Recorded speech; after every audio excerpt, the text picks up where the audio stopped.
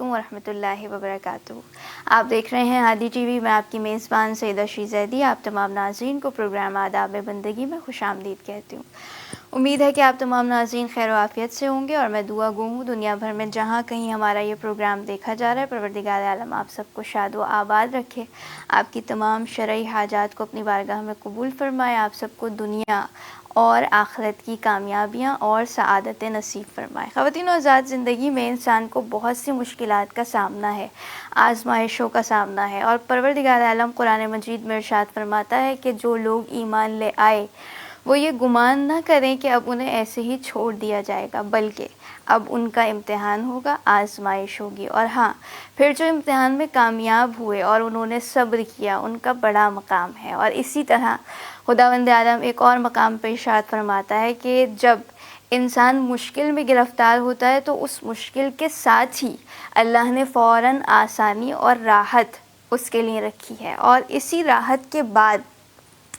جب وہ نعمتوں میں غرق ہو جائے تو دیکھنا یہ ہے کہ وہ خدا کا شکر گزار بندہ کیسے بنتا ہے۔ اور آج ہم ان دو صفات پر بات کریں گے۔ دیکھا جائے تو انسانی زندگی انہی دو صفات کے گرد گھومتی ہے، ایک صبر ہے اور ایک شکر ہے۔ لیکن آج کے دور میں کیا صبر کرنا مشکل ہوتا جا رہا ہے، اور شکر گزاری یہ بھی انتہائی مشکل دکھائی دیتی ہے۔ تو اسی حوالے سے آج ہم بات کریں گے،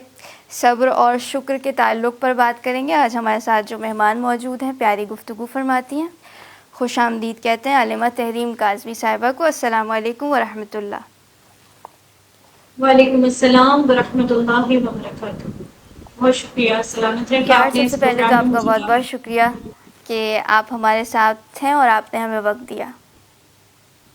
میں بھی آپ کی ممنون اور مشکور ہوں، اور آپ کی پوری ٹیم کی کہ مجھے دوبارہ موقع دیا اور اس خوبصورت موضوع پر گفتگو کرنے کے حوالے سے لب کشائی کرنے کا موقع دیا۔ سلامت رہیں، جزاک اللہ۔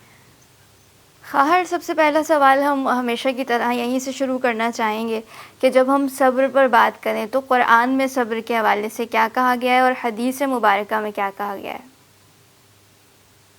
اعوذ باللہ من الشیطان اللعین الرجیم، بسم اللہ الرحمن الرحیم، رب اشرح لی صدری ویسر لی امری واحلل عقدۃ من لسانی یفقہوا قولی، اللہم صل علی محمد وعلی محمد وعجل فرجہم۔ جیسے کہ ہمارا موضوع صبر کے حوالے سے ہے، اور صبر کے معنی پر اگر ہم غور کریں تو صبر کا معنی قوت برداشت کے ہیں، تحمل کے ہیں، اور یعنی جب کسی بشر پر بہت زیادہ وہ مصیبتیں یا مصائب و آلام کا شکار ہوتا ہے تو اس کو چیخنے چلانے اور بے قابو ہونے کے بجائے برداشت اور اطمینان رکھنا چاہیے، اسی کو صبر کہتے ہیں۔ تو صبر جو ہے وہ بشر کی عقل کی بلندی اور وسعت فکری کا نتیجہ ہے۔ یہی وجہ ہے کہ ہم دیکھتے ہیں کہ قرآن میں بھی پروردگار عالم نے جو صبر کرتا ہے ان کو بشارت دی ہے، اور ان کو نتیجہ خیز حیات کی نوید سنائی ہے۔ لہٰذا اگر ہم قرآن پر دیکھیں تو قرآن میں صبر کرنے والوں کے لیے ارشاد رب جلال ہو رہا ہے کہ وَاصْبِرْ إِنَّ اللَّهَ مَعَ الصَّابِرِينَ، کہ صبر کرو، اللہ صبر کرنے والوں کے ساتھ ہے۔ پھر ایک مقام پر خداوند متعال ارشاد فرما رہا ہے وَاصْبِرْ وَمَا صَبْرُكَ إِلَّا بِاللَّهِ، کہ اور آپ صبر ہی کریں کہ آپ کا صبر بھی اللہ ہی کی مدد سے ہوگا۔ پھر اگر ہم دیکھیں قرآن میں فارشری مختلف مقامات پر جو ہے وہ پروردگار عالم صبر کی فضیلت کو آشکار کرتے ہوئے فرما رہے ہیں وَاسْتَعِینُوا بِالصَّبْرِ وَالصَّلَاةِ، کہ صبر اور نماز سہارا دو۔ اور ایک مقام پر جیسا کہ اگر ہم دیکھیں کہ پروردگار عالم ارشاد فرما رہا ہے سورہ آل عمران میں کہ اگر تم صبر کرو گے اور تقوی اختیار کرو گے تو یہی امور میں استحکام کا سبب ہے۔ اور جیسے کہ باقاعدہ پروردگار عالم کہہ رہا ہے ایک مقام پہ وَبَشِّرِ الصَّابِرِينَ، کے صبر کرنے والوں کو بشارت دے دیجئے الَّذِينَ إِذَا أَصَابَتْهُمُ مُصِیبَةٌ قَالُوا إِنَّ لِلَّهِ وَإِنَّا إِلَیْهِ رَاجِعُونَ أُولَٰئِکَ عَلَیْہِمْ صَلَوَاتُ مِن رَبِّہِمْ وَرَحْمَةٌ، یعنی کیا کہ صبر کرنے والوں کو بشارت دے دیں جو مصیبت پڑنے کے بعد جب ان پر کوئی مصیبت کوئی آزمائش ان پر پڑتی ہے تو وہ یہ کہتے ہیں کہ ہم اللہ ہی کے لیے ہیں اور اسی کی بارگاہ میں واپس جانے والے ہیں، کہ ان کے لیے پروردگار عالم کی طرف سے صلوات اور رحمت ہے۔ اور اگر یہ یعنی قرآن میں جو ہے مختلف مقامات میں صبر کے حوالے سے پروردگار عالم انسان کو بشارت دے رہا ہے اور گفتگو کرتا ہوا نظر آتا ہے۔ اسی طریقے سے اگر ہم دیکھیں احادیث کی روشنی میں چھٹے امام جعفر صادق علیہ السلام ارشاد فرماتے ہیں کہ صبر کا ایمان کے ساتھ تعلق ایسا ہے جس سر کا تعلق انسان کے بدن سے ہوتا ہے، یعنی اگر سر بدن سے جدا ہو جائے تو بدن ختم ہو جاتا ہے، اسی طریقے سے اگر صبر ایمان سے چلا جائے تو ایمان ختم ہو جاتا ہے۔ اسی طریقے سے ایک اور مقام میں چھٹے امام جعفر صادق علیہ السلام ارشاد فرماتے ہیں کہ صبر دو طرح کا ہے، مصیبت پر صبر کرنا قابل تعریف اور خوبصورت ہے، لیکن اس سے بہتر اور افضل ان چیزوں پر صبر کرنا ہے جو اللہ سبحانہ و تعالی نے حرام قرار دی ہیں، تاکہ یہ صبر تمہارے لیے گناہوں سے رکاوٹ بن سکے۔ اور ایک مقام پر امام محمد باقر علیہ السلام صبر کی اہمیت کے حوالے سے بیان فرماتے ہوئے نظر آتے ہیں کہ امام محمد باقر علیہ السلام ارشاد فرماتے ہیں کہ جب میرے بابا امام زین العابدین سید الساجدین علیہ السلام کی رحلت کا وقت قریب آیا تو آپ علیہ السلام نے مجھے اپنے سینے سے لگایا اور ارشاد فرمایا، بیٹا حق پر صبر کرنا اگرچہ یہ ناگوار ہی کیوں نہ ہو، بس پھر تم بغیر حساب کے اجر و ثواب حاصل کر پاؤ گے۔ اسی طریقے سے امام علی بن ابی طالب علیہ السلام بھی جو ہے نہج البلاغہ میں آپ نے ارشاد فرماتے ہوئے نظر آتے ہیں کہ اگر تم نے صبر کیا تو تقدیر الہی نافذ ہوگی، اور اس حال میں کہ تم اجر و ثواب کے حقدار ہوگے، اور اگر تم چیخے چلائے یعنی اگر تم نے جو ہے وہ برداشت نہیں کیا یا تم ذرا سی مصیبتوں پر تم نے جو ہے وہ چیخنے چلانا شروع کر دیا، تو جب بھی حکم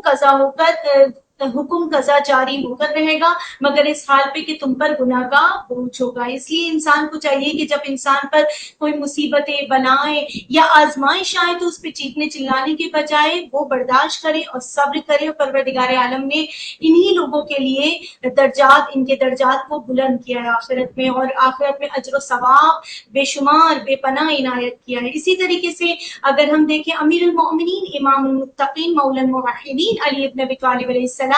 جب اپنے فرزند امام حسن مجتبی علیہ السلام کو وصیت کر رہے ہیں تو اس میں آپ یہ بھی فرما رہے ہیں کہ اپنے بیٹے کو حق پر صبر کرنے کی تلقین آپ کر رہے ہیں۔ اسی طریقے سے فارشری اگر ہم دیکھیں سیرت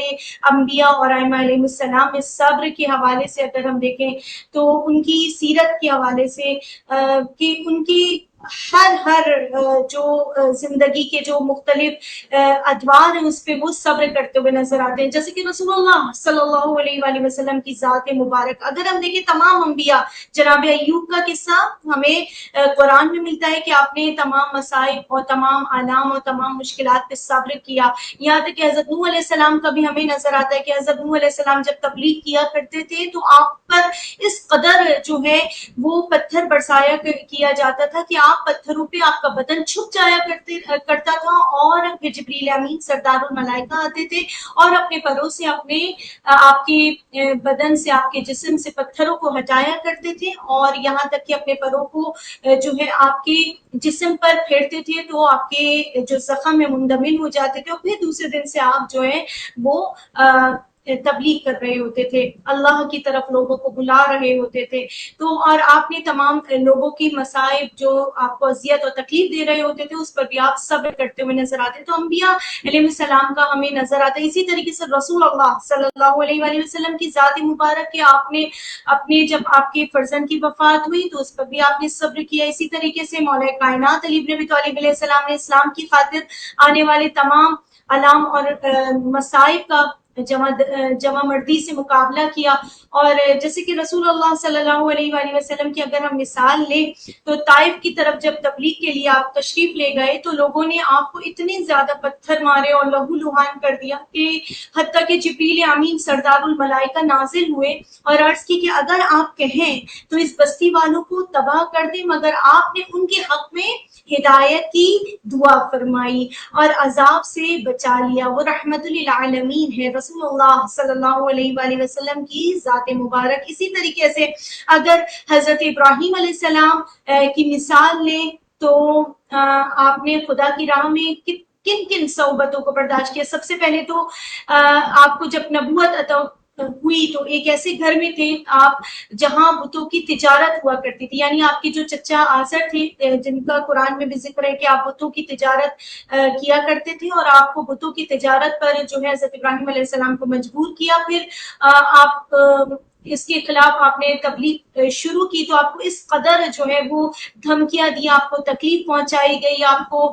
جو ہے یعنی بہت زیادہ امتحانات آپ کے اوپر جو ہے وہ نازل ہوئے. اس امتحان میں آپ نے صبر کیا, ان تکلیفوں پر آپ نے صبر کیا. یہاں تک کہ اس سے بڑا امتحان اگر ہم دیکھیں خواہشری کہ آپ کو اپنے فرزند کو ذبح کرنے کا حکم دیا گیا کہ آخر میں حضرت اسماعیل علیہ السلام بھی آپ کے جو تربیت یافتہ تھے, آپ کے فرزند تھے. جب آپ نے اپنے بیٹے سے کہا کہ یا بنیا کہ میں خواب میں دیکھ رہا ہوں میرے فرزند کہ آپ کو ذبح کر رہا ہوں, تو بیٹے تمہاری اس بارے میں کیا رائے ہے؟ تو حضرت اسماعیل علیہ السلام نے جواب دیا, اے بابا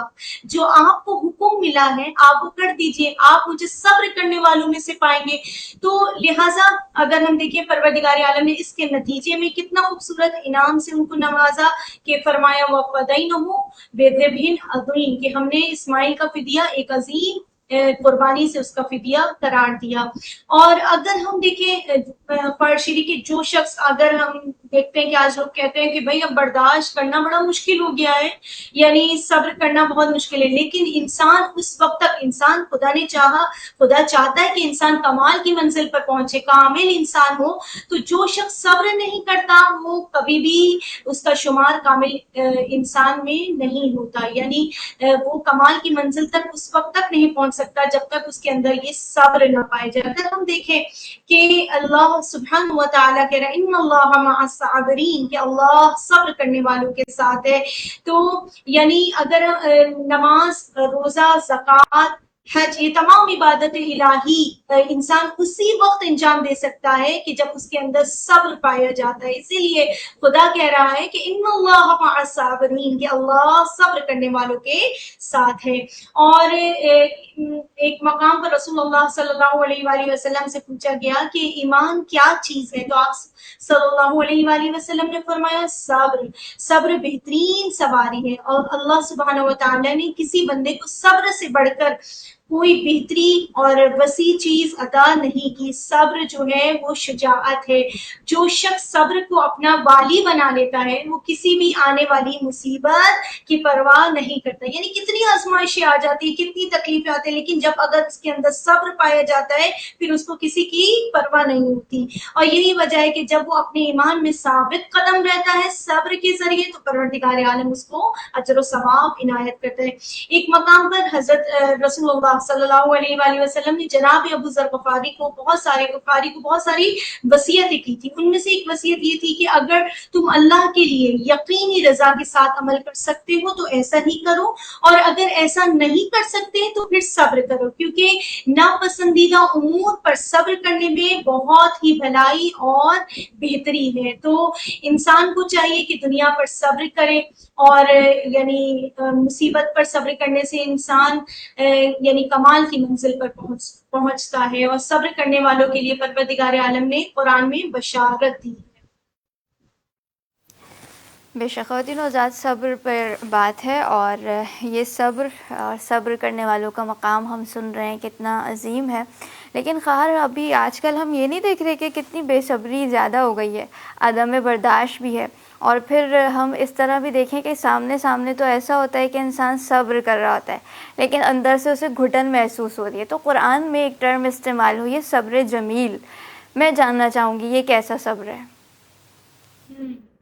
حسن دیکھیں, اگر انسان صبر کی فضیلت, یعنی جب انسان صبر کرتا ہے اور اس کی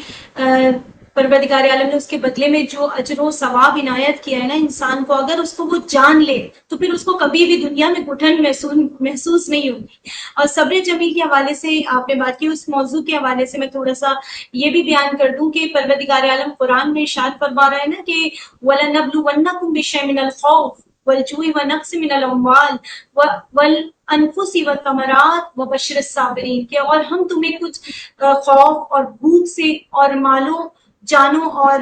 یعنی اس سے آزمائیں گے, اور اے رسول ایسے صبر کرنے والوں کی خوشخبری آپ دے دیں صبر کرنے والوں کو کہ جب ان پر کوئی مصیبت آ پڑتی ہے تو وہ بول اٹھتے ہیں کہ ہم خدا ہی کے ہیں اور اسی کی طرف لوٹ کر جانے والے ہیں، اور انہی لوگوں پر ان کے پروردگار عالم کی طرف سے عنایتیں اور رحمتیں، اور یہی لوگ ہدایت یافتہ ہیں۔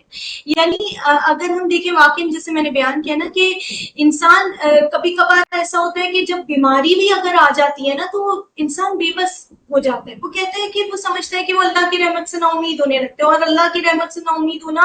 بہت بڑا گناہ ہے۔ اگر انسان اس بیماری پر بھی صبر کرے، یہ آزمائش ہوتی ہے نا، بیماری بھی ایک آزمائش ہے،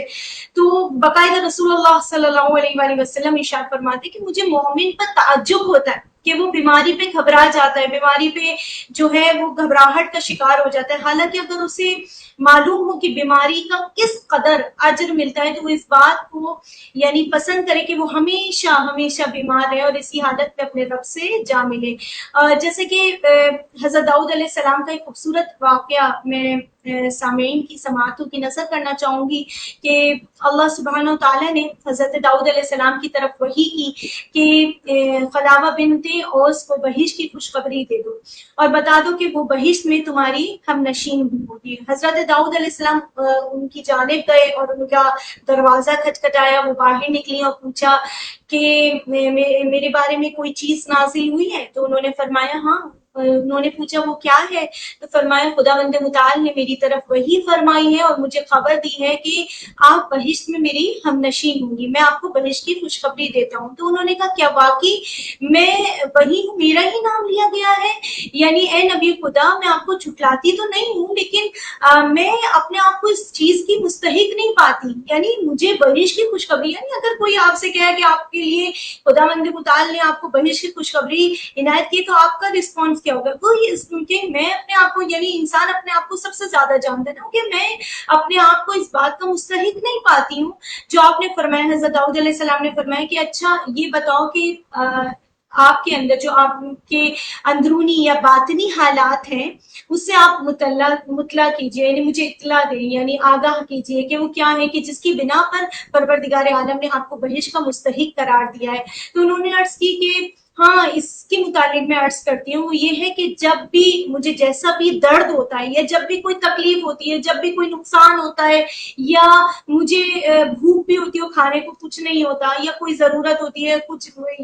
مطلب میں اس کو پورا نہیں کر پاتی ہوں، تو اس یعنی میرے لیے کوئی جو راہ نہیں ہوتی ہے کہ میں اس درد کو اپنے سے دور کر سکوں یا اپنی بھوک کو دور کر سکوں، تو اس مقام پر میں صبر کرتی ہوں اور اللہ سے ان کے دور ہونے کی دعا بھی نہیں کرتی،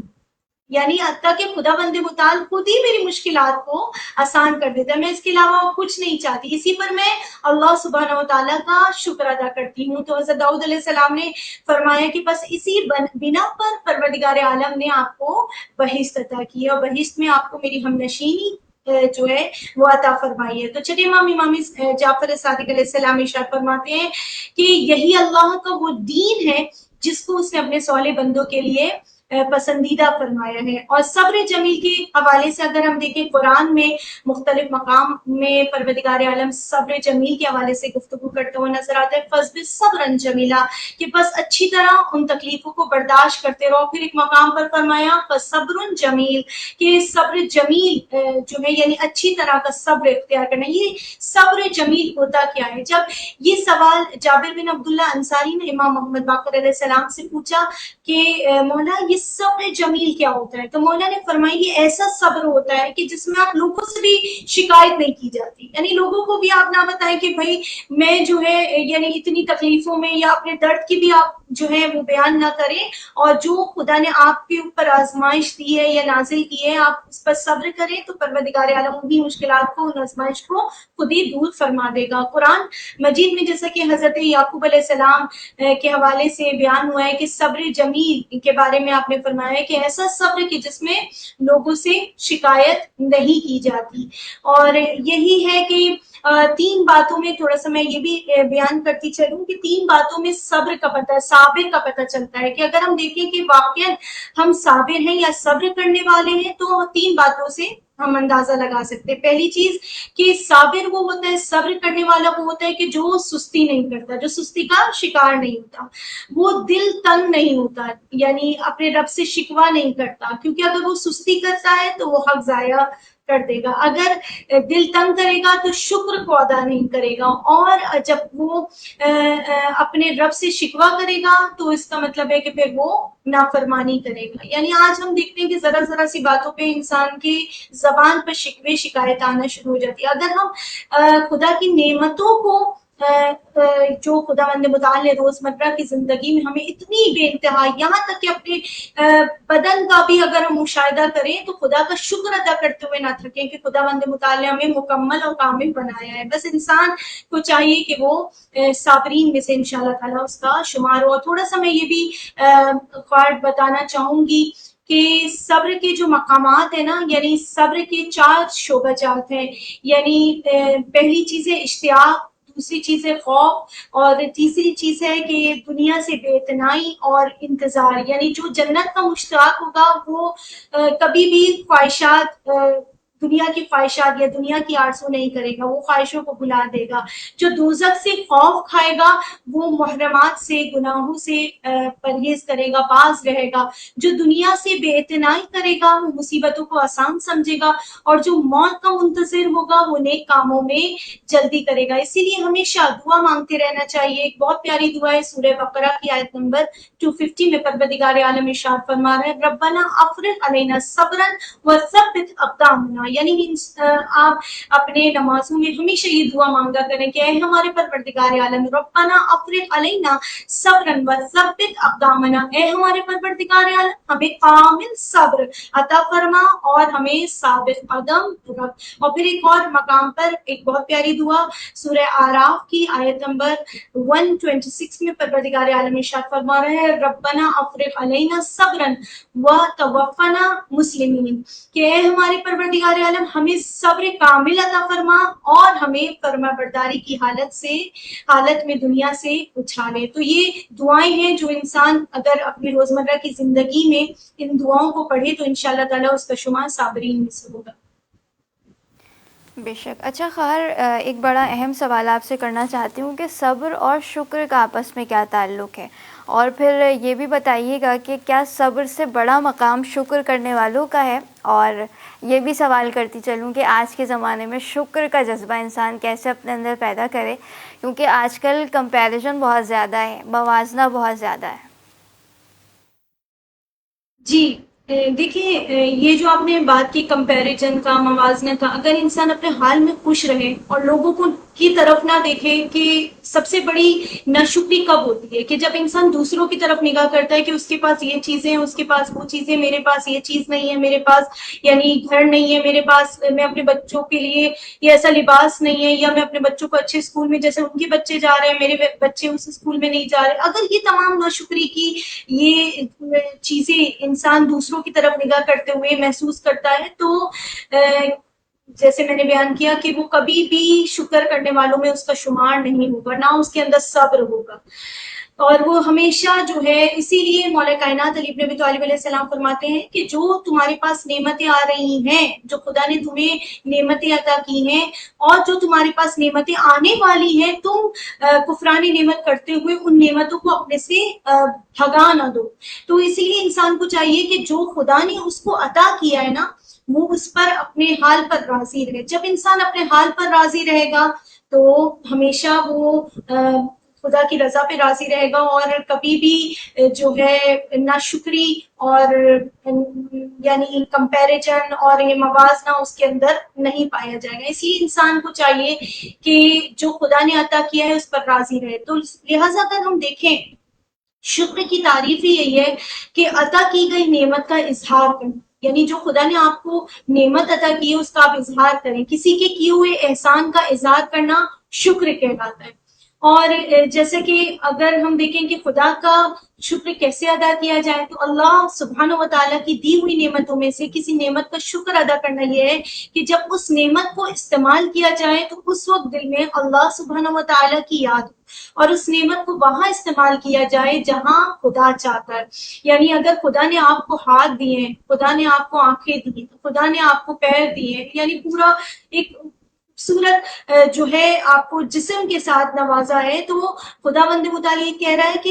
یہ ہاتھ وہیں استعمال ہو، یہ آنکھیں وہیں استعمال ہو، یہ کان وہاں استعمال ہو جہاں خدا چاہتا ہے۔ ایسا نہ ہو کہ آپ اس کے ذریعے گناہوں میں ملوث ہو جائیں۔ جب انسان گناہوں پہ ملوث ہوتے ہیں تو اس کے ذریعے وہ اپنے بدن کے ذریعے در حقیقت ناشکری کر رہا ہوتا ہے۔ لہٰذا خدا جہاں چاہتا ہے اسی انداز میں وہ ان کا استعمال کرے۔ اسی لیے پروردگار عالم سورہ بقرہ میں ارشاد فرما رہے ہیں وَاشْكُرُوا لِي وَلَا تَكْفُرُونَ، اور ہمارا شکریہ ادا کرو، کفران نعمت نہ کرو۔ اور ایک مقام پہ قرآن میں سورہ ابراہیم میں پروردگار عالم ارشاد فرماتا ہے لَإِن شَكَرْتُمْ لَأَزِيدَنَّكُمْ وَلَإِن كَفَرْتُمْ اِنَّ عَذَابِي لَشَدِيدٌ، کہ اگر تم شکر ادا کرو گے تو ہم تمہاری نعمتوں میں اضافہ کر دیں گے، اگر تم کفران نعمت کرو گے تو ہمارا عذاب بھی سخت ہے۔ تو اگر ہم قرآن میں اگر ہم دیکھیں ان آیتوں کو، یقین جانیے یہ آیتیں جب ہم قرآن کی تلاوت اپنے آپ کو قرآن سے متمسک کریں گے تو ہم واقعاً اپنے اندر ایک کہتے ہیں نا کہ موٹیویشنل آیت ہے، اپنے اندر ہم ایک انرجی محسوس کریں گے، ایک توانائی محسوس کریں گے، پھر ہم دوسروں کو دیکھنا چھوڑ دیں گے اور خدا کا شکر ادا کرتے رہیں گے۔ جیسے کہ چھٹے امام جعفر صادق علیہ السلام ارشاد فرماتے تھے کہ جب بھی رسول اللہ صلی اللہ علیہ وآلہ وسلم جب بھی کوئی واقعہ اچھا سنتے تھے یا اچھا واقعہ ان کے ساتھ پیش آتا تھا، جو یا کوئی ایسی خبر جب رسول اللہ صلی اللہ علیہ وآلہ وسلم تک پہنچتی تھی جو آپ کو خوشحال کر دیتی تھی، تو آپ فوراً فرماتے تھے الحمدللہ علی ہذہ النعمہ، تمام تعریف اس اللہ کے لیے کہ جس نے یہ نعمت عطا فرمائی ہے۔ اور جب کبھی آپ تک کوئی ایسی خبر پہنچتی یا کوئی ایسا واقعہ جو آپ کو غمگین کر دیتا تھا، جو آپ کو رنجیدہ کر دیتا تھا، تب بھی آپ فرماتے تھے الحمدللہ علی کل حال، کہ ہر حال میں تمام تعریفیں اس اللہ ہی کے لیے ہیں۔ یقین جانیے کہ جو انسان شکر ادا کرتا رہے خداوند متعال کا، تو آپ کو دیکھیں گے کہ نعمتوں کی فراوانی آپ کے پاس آ جائے گی، لوگ آپ پہ رش کریں گے۔ یعنی آپ دوسروں کو چھوڑ دیں، دوسروں کی طرف نہ دیکھیں، آپ اپنی طرف دیکھیں کہ آپ کے پاس خدا نے کتنی نعمتیں عطا کی ہیں۔ اسی لیے زبان سے ہمیشہ ہمیشہ شکر ادا کرتے رہیں۔ یہی وجہ ہے کہ ایک بہت ہی اگر انسان چاہتا ہے کہ جیسے آج کسی پریشانی میں مبتلا ہے یا کوئی ایسے قرض میں گرفتار ہے، قرض ادا نہیں ہو پا رہا، تو کہا گیا ہے کہ ایک تسبیح جناب سیدہ فاطمہ الزہرا سلام اللہ علیہا کی پڑھے، یعنی تسبیح فاطمہ الزہرا پڑھے، اور ایک تسبیح الحمدللہ علی کل حال اول و آخر درود پڑھتے ہوئے، تو پروردگار عالم جو ہے اس کی تمام مشکلات کو دور کر دے گا۔ اور چھٹے امام جعفر صادق علیہ السلام ارشاد فرماتے ہیں کہ کوئی نعمت ایسی نہیں ہے جو اللہ سبحانہ و تعالیٰ اپنے بندے کو عطا کرتا ہے، چھوٹی ہو یا بڑی۔ جب بھی پروردگار عالم جو کچھ بھی نعمت عطا کرے، بندہ ہمیشہ کہیں کہ تمام تعریفیں اللہ کے لیے ہیں، اور ہمیشہ میں اللہ کا شکر ادا کرتا ہوں یا کرتی ہوں۔ تو یہی وجہ ہے کہ اور حقیقت شکر بھی یہی ہے کہ انسان ایک زبان کے ذریعے بولے الحمدللہ رب العالمین، یعنی زبان کی ساتھ ساتھ اپنے اعضاء و جوارح کے ساتھ اظہار کرے، یعنی سجدہ شکر ادا کیا جائے، اور کسی کام میں اللہ کی نافرمانی نہ کی جائے۔ اور جیسے کہ مولا کائنات علی بن ابی طالب علیہ السلام فرماتے ہیں کہ تمام نعمتوں کا شکر یہ ہے کہ انسان اللہ کی حرام کردہ چیزوں سے پرہیز کرے۔ اور جیسے کہ ایک واقعہ میں آپ کے سامنے بیان کرتی چلوں، ہمیں دراصل نا نعمتوں کا ادراک نہیں ہے۔ اگر ہمیں نعمتوں کا ادراک ہو جائے تو ہم سجدے سے سر نہ اٹھائیں فرشی، کہ اللہ سبحانہ و تعالیٰ نے حضرت موسیٰ علیہ السلام کی طرف وحی کی کہ اے موسیٰ میرا شکر یوں ادا کرو کہ جو شکر کرنے کا حق ہے۔ انہوں نے عرض کی کہ پروردگار عالم میں تیرے شکر کا حق کیسے ادا کر سکتا ہوں، جبکہ کوئی ایسا شکر نہیں ہے کہ جو ادا کرتا ہوں تو مجھے ایک اور نعمت عطا فرما دیتا ہے۔ تو اللہ سبحانہ و تعالیٰ نے کتنا خوبصورت یعنی فرمایا کہ اے موسیٰ جب تو یہ جان لیتا ہے نا کہ وہ نعمت میری طرف سے ہے، تو ایسا شکر ادا کرتا ہے جو ادا کرنے کا حق ہے۔ یعنی انسان کو یہ بھی احساس ہو کہ یہ جو نعمتیں مجھے مل رہی ہیں یہ خدا بند مطالب بن مانگے مجھے عطا کر رہا ہے۔ تو اور مومن کا شکر اس کے عمل سے ظاہر ہوتا ہے، اور جبکہ منافق کا شکر جو ہے وہ صرف زبان کی حد تک محدود رہتا ہے. اور ایک عالم کا اپنے علم پر شکر اس پر عمل کرنا ہے اور اس کے مستحق کے لیے خرچ کرنا ہوتا ہے. یعنی اگر جو عالم کا اپنے علم پر شکر یہ ہے کہ وہ اس علم پر عمل کرے اور اپنے علم کو وہاں خرچ کرے جہاں اس کے حقدار ہیں. اور ایک اور بہت پیاری فارشی میں یہ بات کرنا چاہوں گی کہ شکر کا اعلیٰ ترین مقام اپنی عجز و انکساری کا اعتراف ہے، کیونکہ اگر کوئی انسان زبان یا دل سے شکر ادا کرتا ہے تو ان اعضاء کا نعمتیں پروردگار عالم پر شکر ادا کرنا بجائے خود ایک نعمت ہے. یعنی جب پروردگار عالم کی جانب سے انسان کو بشر کو کوئی نعمت عطا ہوتی ہے اور وہ چاہے کہ وہ اللہ کا شکر گزار بندہ بن جائے تو اسے جو ہے یعنی زبان اور دل سے شکر ادا کرنا چاہیے. اور دوسری نعمت توفیق ہے، یعنی ایک تو وہ زبان اور دل سے شکر ادا کر رہا ہے، اور دوسری نعمت جو ہے نا وہ توفیق ہے کہ خدا نے اس کو وہ توفیق عطا کی ہے کہ جس کی بنا پر وہ شکر کرنے کا قابل بنا، یعنی وہ شاکر ترین انسان میں سے بنا. اور یہی وجہ ہے کہ امام زین العابدین سید الساجدین علیہ السلام، اگر ہم دیکھیں ائمہ معصومین علیہ السلام ہمیشہ ہر مقام پر شکر ادا کرتے ہوئے نظر آتے ہیں. کہ جہاں پر ہمیں صبر کا نظر آئے وہیں پر ہی ہم دیکھتے ہیں کہ شکر کا بھی نظر آتا ہے. صبر اور شکر ایسے ہی جیسے آپس میں ملے ہوئے ہیں، جہاں صبر ہے وہیں پر شکر ہے. یعنی انسان جو ہے جب مسائب اور بلائیں اور مصیبتوں پر آزمائشوں پر جو خداوند متعال کی جانب سے اس پر نازل ہوتی ہیں وہ اس پر صبر کرتا ہے اور ساتھ ساتھ میں شکر ادا کرتا ہے، تو پروردگار عالم جو ہے اس کے اوپر سے تمام آزمائشوں کو ہٹا دیتا ہے. اور جب وہ شکر ادا کرتا ہے تو اس کی نعمتوں میں فراوانی ہوتی ہے. یہی وجہ ہے کہ امام زین العابدین علیہ السلام فرماتے کہ پروردگار عالم ہم نے تیری اس طرح عبادت نہیں کی جس طرح عبادت کرنے کا حق ہے. تو یعنی انسان اگر اللہ کی نعمتوں کو گننا چاہے تو گن نہیں سکتا. بے انتہا خداوند متعال کی نعمتیں یعنی ہم پر نازل ہوئی ہیں، جیسے کہ خود پروردگار عالم ارشاد فرماتا ہے کہ اگر تم میری نعمتوں کو گننا چاہو تو ان کا احاطہ نہیں کر سکو گے. تو لہٰذا انسان کو چاہیے کہ وہ ہمیشہ خدا کا شکر ادا کرتے رہے. اور یہی وجہ ہے کہ مولا کائنات علی بن ابی طالب علیہ السلام نے فرمایا کہ جس سے اللہ کا شکر ادا کیا اس پر دوسری دفعہ شکر ادا کرنا بھی واجب ہو گیا، کیونکہ شکر ادا کرنے کی توفیق بھی اگر دی ہے تو پروردگار عالم نے دی ہے. تو یہ شکر کا شکر ہے، یعنی خدا نے ہمیں توفیق دی ہے کہ ہم شکر ادا کریں. بے شک. اچھا خواہر، میں یہ بھی جاننا چاہوں گی کہ تھوڑا سا آپ شکر کرنے والوں کا مقام اور مرتبہ بھی بیان کر دیں، کیونکہ ہمارے پاس تقریباً 9 منٹ ہیں، اور کیونکہ خداوند عالم قرآن میں یہ بھی فرماتا ہے کہ میرے شکر کرنے والے بندے ذرا قلیل ہیں، تو ہم ان قلیل فہرست میں ہوں جو شکر گزار بندے ہیں. جی شیری، تھوڑا سا میں یہ بھی بیان کرنا چاہوں اپنے سامعین کے لیے کہ جب آپ نے جیسے بیان کیا تھا نا کہ بہت سے لوگ دوسروں کی طرف جب نگاہ کرتے ہیں نا تو ان کے اندر ایک ناشکری پیدا ہونا شروع ہو جاتی ہے، یعنی وہ اپنے حال پہ راضی نہیں رہتے اور پھر جو ہونا چاہیے شکر ادا کرنے کا حق وہ ادا نہیں کر پاتے. ایک مقام پہ حضرت عیسیٰ علیہ السلام گئے اور آپ نے دیکھا کہ ایک خاتون ہے، ایک عورت ہے جو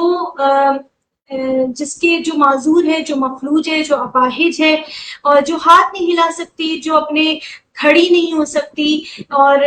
جو نابینا ہے، جو دیکھ بھی نہیں سکتی، یہاں تک کہ اس کی صرف ایک زبان ہے جس سے وہ خدا کا شکر ادا کر رہی ہے. تو حضرت عیسیٰ علیہ السلام نے کہا کہ تمہارے پاس تو نہ آنکھیں ہیں، نہ تمہارے پاس ہاتھ ہے، نہ پیر ہے، صرف زبان ہے جس سے تم شکر ادا کر رہی ہو. کس بات کا شکر ادا کر رہی ہو؟ اس نے کہا کہ آپ نے تو وہ تمام نعمتیں مجھے گنوا دی ہیں، یعنی اگر یہ ہاتھ ہوتے کیا پتا میں ان کے ذریعے گناہ کر بیٹھتی، اگر میرے پاس جو ہے وہ پیر ہوتے کیا پتا اس کے ذریعے میں گناہ کر بیٹھتی، آنکھیں ہوتی اس کے ذریعے میں گناہ کر بیٹھتی. میں تو خدا کا شکر ادا کرتی ہوں کہ خدا نے مجھے زبان عطا کی ہے کہ جس کے ذریعے میں ذکر الہی کر سکوں. تو انسان جب اپنی طرف توجہ کرے نا، اپنے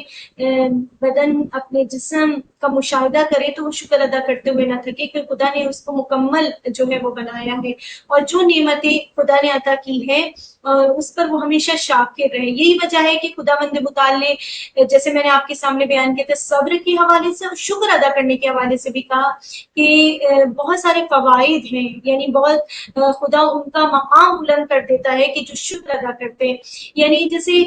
پہلی چیز یہ ہے کہ شکر ادا کرنا اغنیا کے لیے زینت ہے. یعنی ہر چیز کے لیے کوئی نہ کوئی زینت ہوتی ہے نا، جیسے نماز کے لیے خضوع خشوع کا ہونا نماز کی زینت ہے، روزے دار کا بھوک اور پیاس پر صبر کرنا روزے کی زینت ہے. اسی طریقے سے اغنیا کا اپنے مال و دولت پر خدا کا شکر ادا کرنا اس کی زینت ہے. اور مولا کائنات علی ابن ابی طالب علیہ السلام فرماتے ہیں کہ تمنگری کی زینت شکر کرنا ہے اور مشکلات اور مصائب کی زینت صبر کرنا ہے. شکر جو ہے دوسرا فائدہ یہ ملتا ہے کہ شکر جو ہے جیسے میں نے آپ کے سامنے بیان کیا نعمت کو بڑھا دیتا ہے. جیسے کہ خدا خود کہہ رہا ہے کہ اگر تم میرا شکر ادا کرو گے تو میں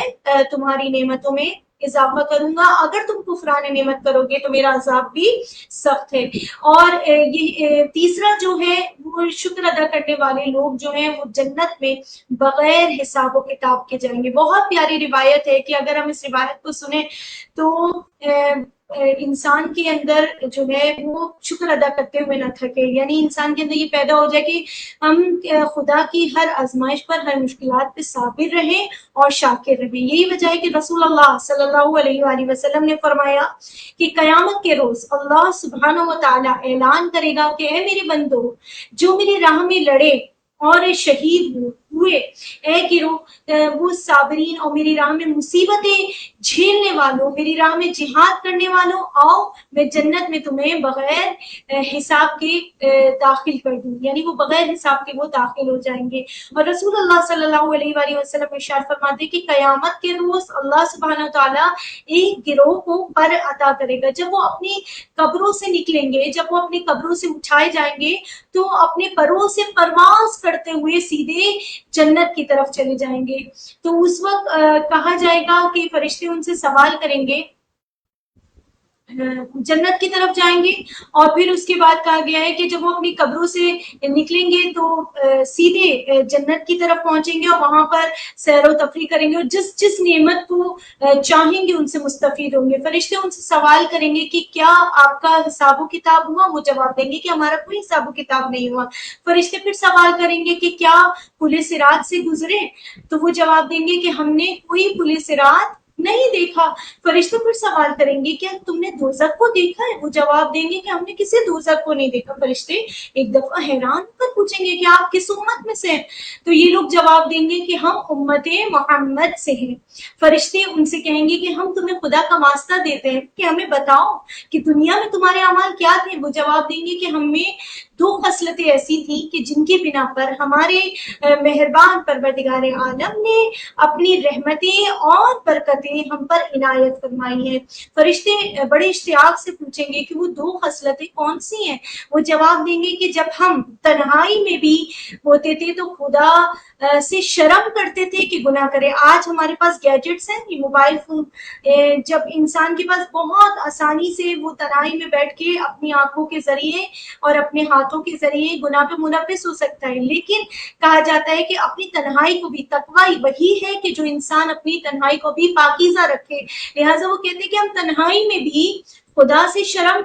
کرتے تھے کہ گناہ کرے. اور دوسری چیز کیا ہے کہ اللہ تعالیٰ نے جو ہمیں تھوڑی بہت روزی عنایت فرمائی تھی ہم اس پر راضی تھے اور خدا کا شکر ادا کیا کرتے تھے. یہ خصلتیں سن کر فرشتے بول اٹھیں گے کہ یہی تمہارا مقام حق ہے. یہی وجہ ہے کہ خدا نے تمہیں یہ مقام عطا کیا ہے کہ تم جو ہے بغیر حساب و کتاب کے جنت میں داخل ہوئے ہو اور جنت کی نعمتوں سے مستفید ہو رہے ہو. تھوڑا سا فارشری میں بس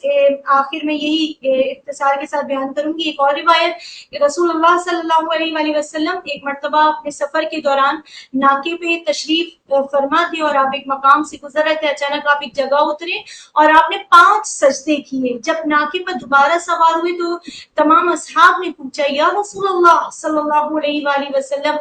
ہم نے آج آپ کو وہ کام کرتے ہوئے دیکھا ہے جو اس سے پہلے ہم نے کبھی آپ کو اس طرح نہیں دیکھا. یعنی آپ ناکے سے اترے, آپ نے 5 سجدے جو ہیں وہ کیے. رسول اللہ صلی اللہ علیہ وآلہ وسلم نے فرمایا کہ ہاں ایسا ہی ہے کہ ابھی جبریل امین سردار الملائکہ میرے پاس آئے تھے اور مجھے خدا کی جانب سے چند خوشخبریاں دی تھی, اور میں نے ہر خوشخبری کے بدلے میں نے ایک سجدہ شکر ادا کیا. تو اور یہی طریقہ کار امام موسیٰ کاظم علیہ السلام کا تھا کہ آپ بھی جو ہے وہ سجدہ شکر ادا کیا کرتے تھے جب بھی کوئی نعمت آتی تھی یا جب بھی کوئی آپ کو خوشی کی خبر ملتی تھی, یہاں تک کہ آپ جو ہے وہ سجدہ شکر ادا کرتے تھے. تو لہٰذا انسان کو چاہیے کہ وہ اللہ کی نعمتوں کو یاد کرے اور ہمیشہ اللہ کا شکر ادا کرے, تو خدا مند متعال اس کو ہمیشہ شاکرین میں سے شمار ہوگا. تھوڑا سا فارسی بس اختصار کے ساتھ ایک جملے میں بس یہ کہنا چاہوں گی کہ پروردگار عالم کہہ رہا ہے کہ یعنی قیامت کے دن اپنے بندوں میں ایک بندے کو کہے گا کیا تم نے فلاں کی شکر گزاری کی؟ وہ کہے گا پروردگار عالم میں نے تیرا شکر ادا کیا. خالق فرمائے گا اگر تو نے اس کا شکریہ ادا نہیں کیا تو میرا بھی شکر ادا نہیں کیا, یعنی مجھے بھی میرا بھی شکریہ ادا نہیں کیا. تو جو شخص مخلوق میں نعمت دینے والے کا شکریہ ادا نہیں کرتا وہ خالق کا بھی شکر ادا نہیں کرتا. اور باقاعدہ کہا جاتا ہے کہ جو شخص اپنے والدین کا شکریہ ادا نہیں کرتا وہ اللہ سبحانہ و تعالیٰ کا بھی شکر ادا نہیں کرتا. تو ہمیشہ یہ دعا کرنا چاہیے کہ پروردگار عالم ہمیں ہر حال میں شکر گزار اور شاکرین میں سے شمار فرمائے انشاءاللہ. بے شک ایسا ہی ہے. پروردگار عالم سورہ رحمان میں ارشاد فرماتا ہے اور تم اپنے رب کی کون کون سی نعمتوں کو جھٹلاؤ گے. اور یہ بالکل پریکٹیکل ویز ہیں